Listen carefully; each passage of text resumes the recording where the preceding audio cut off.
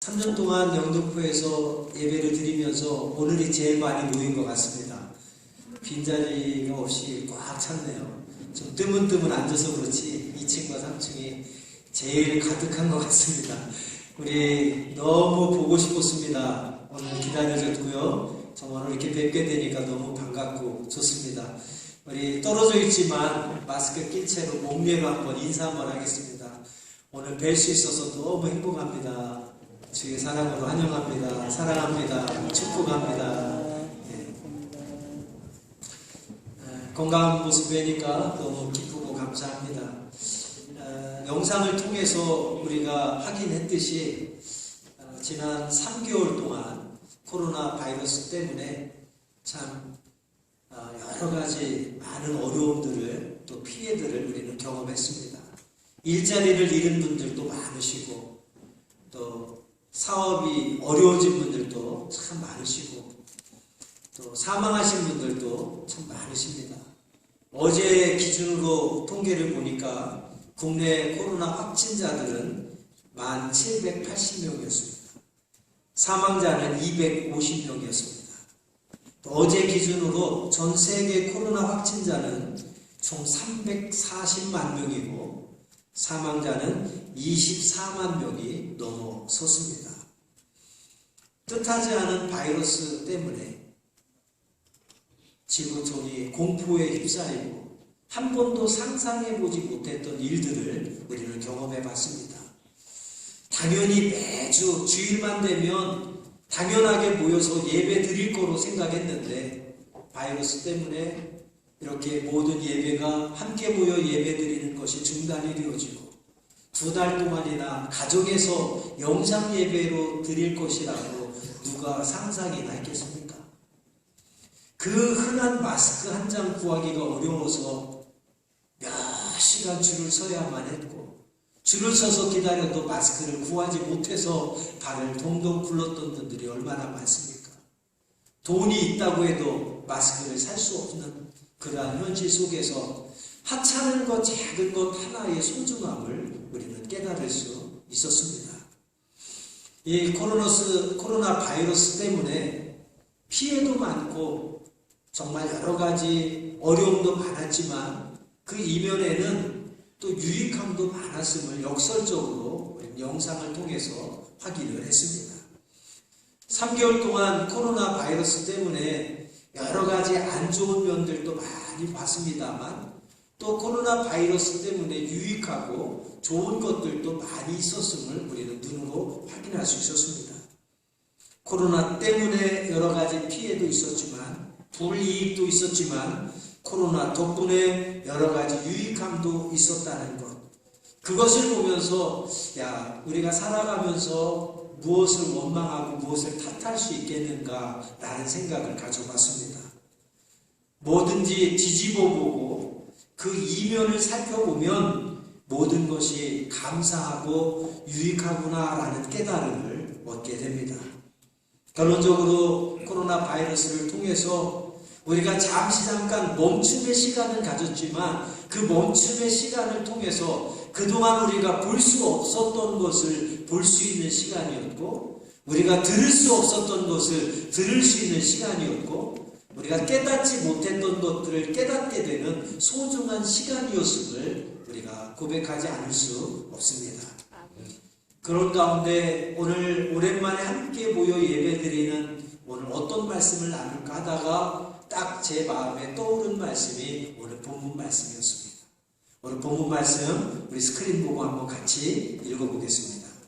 우리가 알거니와 하나님을 사랑하는 자 곧 그의 뜻대로 부르심을 입은 자들에게는 모든 것이 합력하여 선을 이루느니라. 아멘. 쉬운 말씀입니다만 현대인의 성경을 보면 이 말씀을 조금 더 이해하기 쉽게 번역해 놨습니다. 우리 현대인의 성경으로 한번 같이 읽어보겠습니다. 하나님을 사랑하고 그분의 계획대로 부르심을 받은 사람들에게는 결국 모든 일이 유익하게 된다는 것을 우리는 알고 있습니다. 아멘. 하나님을 사랑하고 그의 계획대로 부르심을 받은 자들에게는 결국 이 단어가 중요합니다. 결국 모든 일이 유익하게 된다는 것을 우리는 알고 있습니다. 여기서 후반부의 말씀을 주목해 보십시오. 우리 성경에는 모든 것이 합력하여 선을 이룬다 그랬고, 현대인의 성경에는 결국 모든 일이 유익하게 된다는 것을 우리는 알게 되었다라고 말씀하고 있습니다. 여기서 말하는 모든 일은 무엇입니까?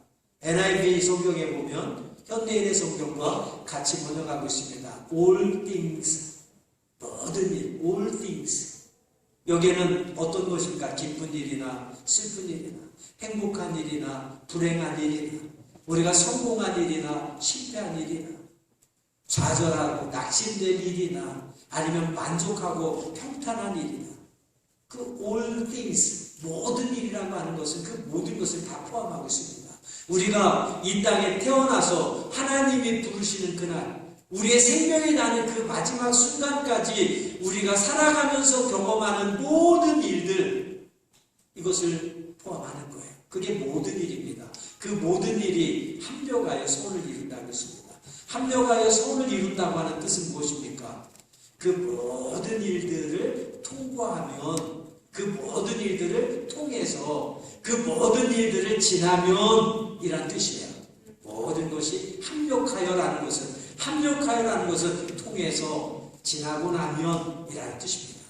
그럼 어떻게 된다? 그 모든 일을 통해서, 그 모든 일이 지나고 나면 무슨 일이 나타난답니까? 함께 따라합시다. 결국 하나님의 선하심이 드러나게 된다. 할렐루야. 결국 그 모든 일을 통해서, 그 모든 일이 지나고 나면 결국에는 마침내는 하나님의 선하심이 드러나서 우리에게 유익된 일이 일어난다라고 하는 말씀을 우리에게 주고 있습니다. 아멘. 여러분, 우리가 잘 알고 있는 요셉의 삶이 이를 증명하고 있습니다. 요셉은 본인이 꿈을 꾼 것이 아니라 하나님이 꿈을 꾸게 하셨습니다. 그 하나님이 허락하신 꿈은 어떤 꿈입니까? 축복의 꿈이었습니다. 그러나 그 꿈 때문에 요셉은 고난의 연속의 길에 들어섭니다. 꿈 때문에 형들로부터 미움을 받아서 노예로 팔려가게 되었고, 노예로 팔려가서도 하나님을 원망하거나 불평한 말이 아니하고 하나님의 기쁨이 되려고 믿음으로 살았습니다. 그런데도 불구하고 보디발 아내의 유혹을 뿌리친 것으로 인해서 누명을 쓰고 억울하게 감옥에 갇힙니다. 요셉의 삶을 보면 모든 순간순간들이 믿음으로 하나님과 동행하며 하나님을 기쁘게 하는 삶을 살았습니다. 그런데도 결과는 불행이요, 고난이요, 고통이요, 억울한 누명을 쓰고 정말 그의 인생은 점점 더 나락으로 떨어져 가는 것을 우리는 성경을 통해서 볼 수 있습니다. 많은 사람들이 그럴 때 하나님을 원망하고 하나님을 불평합니다. 내가 이렇게 하나님의 영광을 위해서 살아가는데, 내가 이렇게 하나님을 기쁘게 해드리는데, 내가 이렇게 믿음으로 사는데, 내가 이렇게 말씀 따라 순종하며 사는데 하나님 왜 내 삶이 풀리지는 않고 형통하지는 않고 내게 축복 주시지는 않고 왜 이런 고난이 연속됩니까? 왜 이런 불행이 연속됩니까? 도저히 이해할 수 없습니다. 하나님 나를 버리셨습니까? 하나님 살아계신 거 맞습니까? 웬만한 사람 같으면 하나님을 향하여 원망하고 불평했을 것입니다. 그러나 우리는 결론을 다 합니다. 결국엔 어떻게 됐습니까? 그 불행하고 그 고통스러운 고난의 연속 끝에는 하나님께서 그를 애굽의 총리로 세우셔서 하나님께 영광 돌리며 하나님의 살아계심을 온 세상의 모든 백성들에게 증거하는 산 증인이 될 줄로 믿습니다. 요셉의 삶을 돌아볼 때에 그가 당한 모든 고난의 시간들이 무익하다고 누가 얘기할 수 있겠습니까? 그가 당한 고난의 시간들이 불행한 일이었다고 누가 얘기할 수 있겠습니까? 결과를 볼 때 오늘 본문 말씀, 모든 것이 합력하여 선을 이루느니라.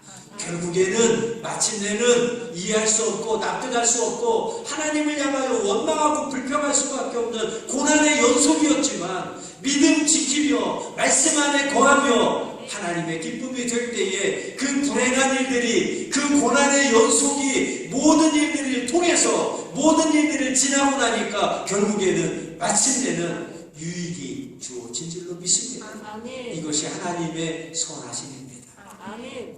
우리는 하나님의 계획을 알 수가 없어요.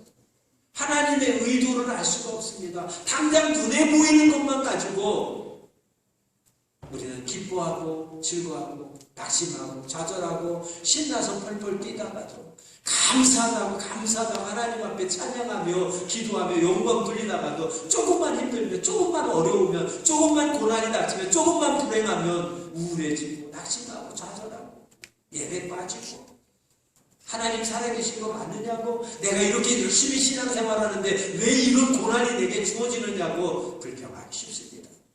그러나 성경을 통해서, 오늘 본문을 통해서, 요셉을 통해서 증거하는 하나님은 어떤 분이십니까?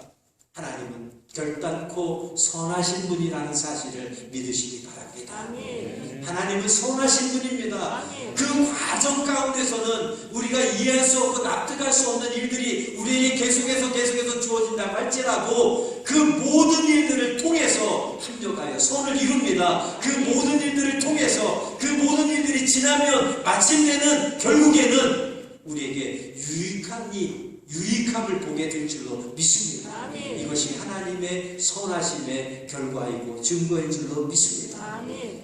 우리가 잘 아는 고난의 대표적인 인물 욥의 삶도 이를 증명하고 있습니다.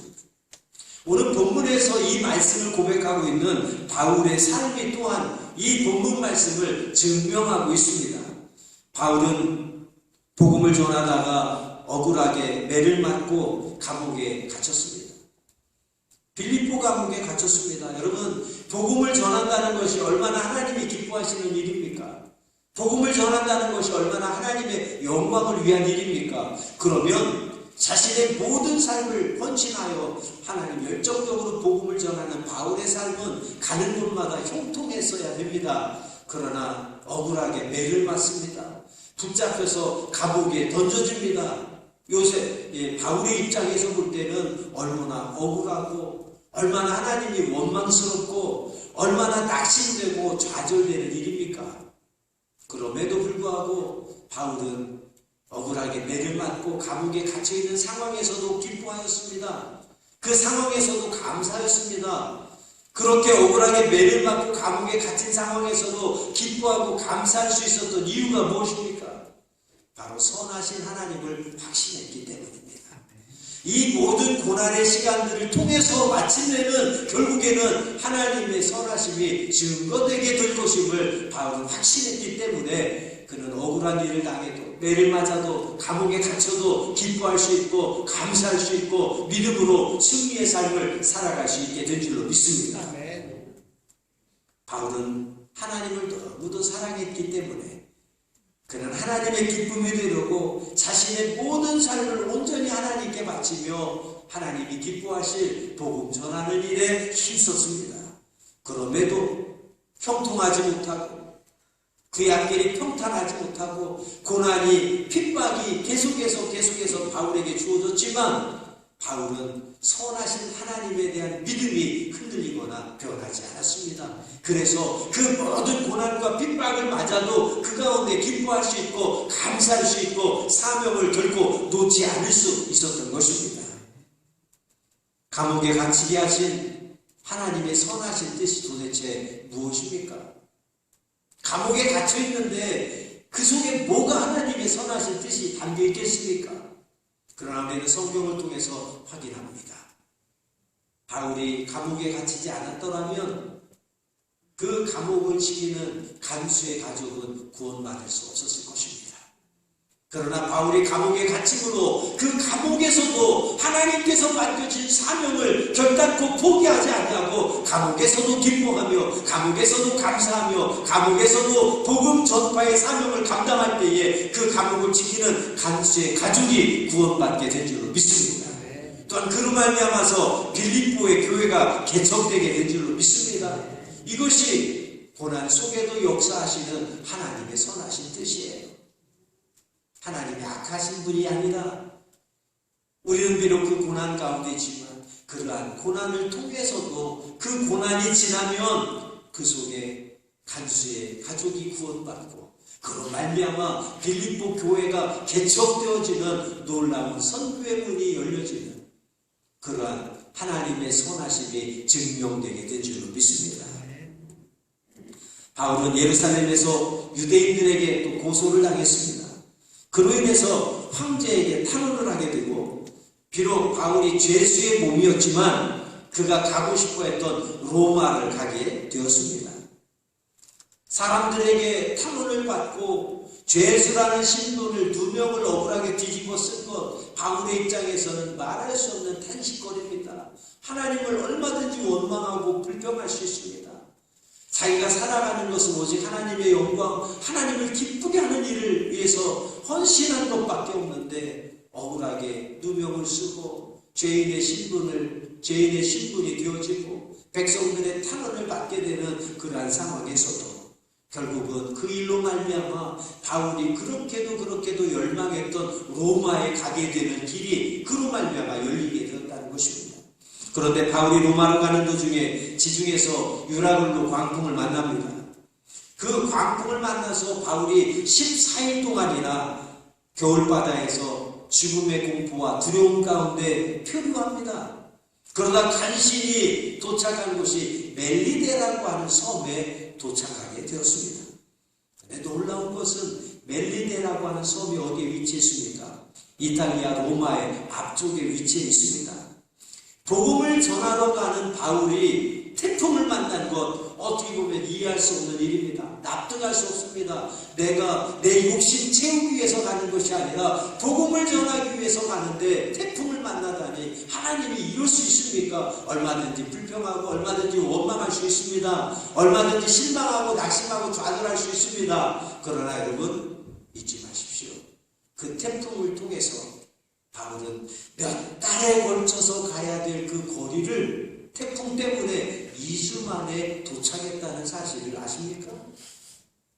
태풍으로 말미암아서 바울이 복음 전하는 가는 길이 막힌 것이 아니라 오히려 수개월에 걸쳐서 가야 될 거리를 태풍 때문에 더 빨리 가서 단 2주 만에 도착하게 되었다고 하는 우리가 이해하고 납득할 수 없는 일이지만 그 일을 통해서 결국에는 마침내는 하나님의 선하심이 그에게 증거되었다라고 하는 사실입니다. 여러분 이렇게 우리는 살아가면서 내게 주어지는 많은 일들을 통해서 때로는 이해하기 힘들고 납득하기 어렵고 받아들이기 어려운 일들이 있습니다. 그러나 오늘 본문은 우리에게 말합니다. 모든 일들이 통해서 모든 일들이 지나고 나면 마침내는 결국에는 하나님의 선하신 뜻이 우리에게 이루어진다 하는 것입니다. 풍랑을 통해서 몇 달이 걸려야 될 그 길을 단 2주 만에 갔다고 하는 것, 이것이 하나님의 계획하심이신 줄로 믿습니다. 사람들은 인생을 살아가면서 뜻하지 않는 질병의 풍랑을 만납니다. 건강의 풍랑을 만납니다. 사업의 풍랑을 만납니다. 실패의 풍랑을 만납니다. 가난의 풍랑을 만납니다. 사람과의 관계에서 풍랑을 만납니다. 어떤 신앙생활에서도 어떤 풍랑을 만날 수도 있습니다. 그러한 풍랑을 만나면서 사람들은 자신이 실패했다고 생각합니다. 자신이 불행하다고 생각합니다. 하나님이 나를 버렸나라고 생각하며 때로는 낙심하고 좌절하기도 합니다. 그러나 오늘 본문 말씀을 통해서 또 앞서 말씀드린 요셉과 욥과 바울의 삶을 통해서 우리에게 교훈하는 것은 무엇입니까? 그러한 풍랑이 하나님께서 원하시는 삶의 목적지에 더 빨리 가게 만들 수 있다라는 사실을 우리에게 교훈하고 있습니다.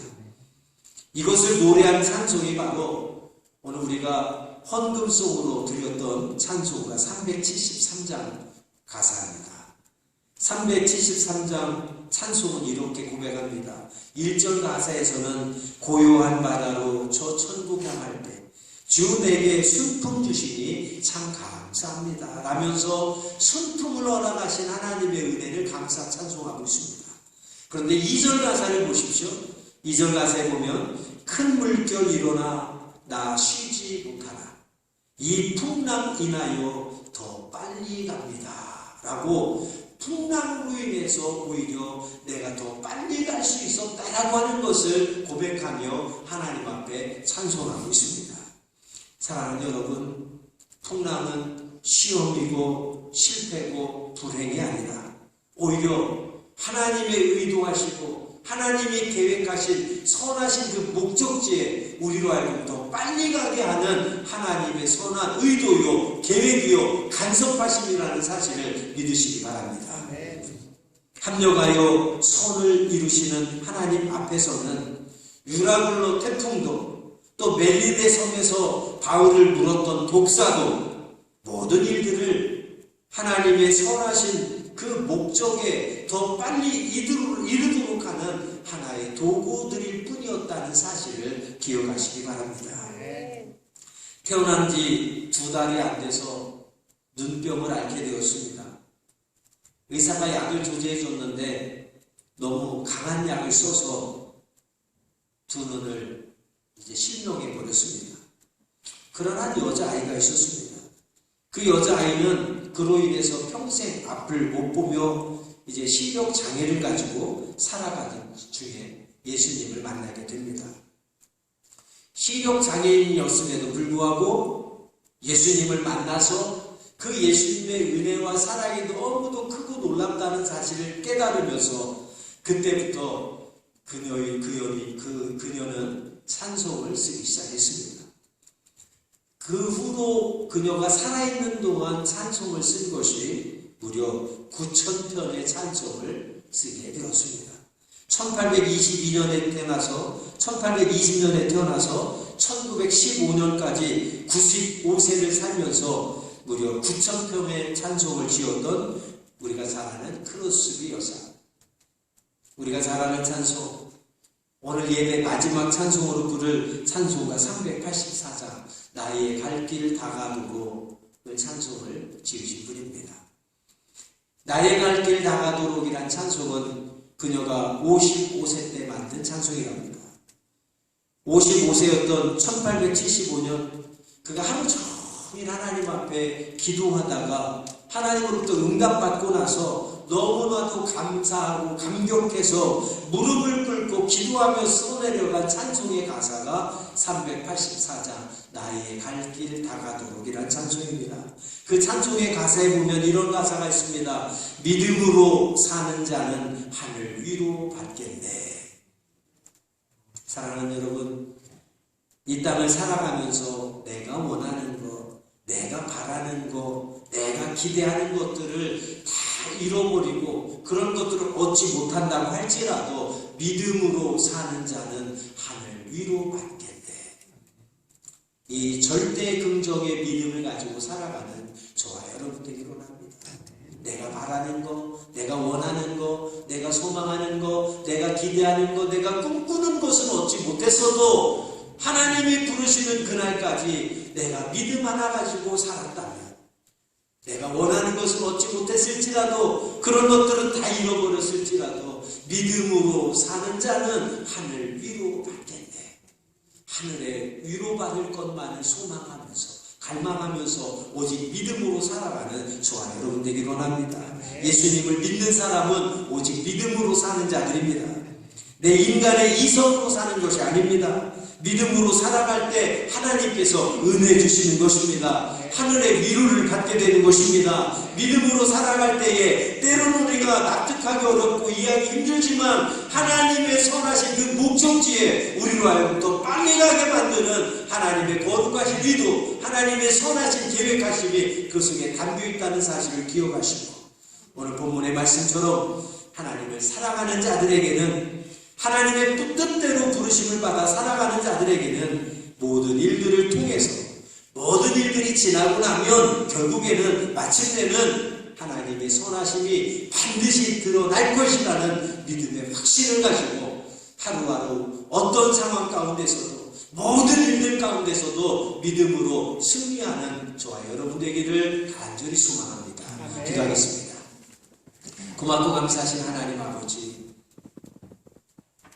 우리가 예수를 믿고 나서 늘 믿음으로 산다고 하지만 이 시간 우리의 삶을 돌아봅니다. 때로는 믿음이 연약하고 때로는 믿음이 부족하고 어떤 때는 믿음이 전혀 없이 살아갔던 때도 있음을 고백합니다. 오늘 말씀을 통해서 다시 한번 하나님 앞에 무릎 꿇게 하여 주옵소서.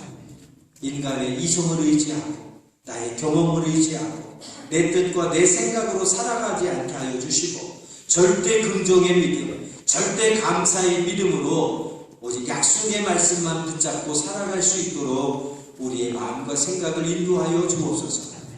모든 고난을 헤쳐나가며 믿음으로 승리하는 주님의 귀한 자녀들 되게 하시고 우리가 살아가는 동안 당하는 모든 일들은 결국 그 일들을 통해서 그 일들이 지나고 나면 결국에는 마침내는 하나님의 선하신 뜻이 반드시 허락된다는 사실을 기억하고 사도 바울처럼 모든 일들 가운데서도 늘 기뻐하며 감사할 수 있는 거룩한 주의 백성 되게 하여 주옵소서. 예수님의 이름으로 기도합니다. 아멘.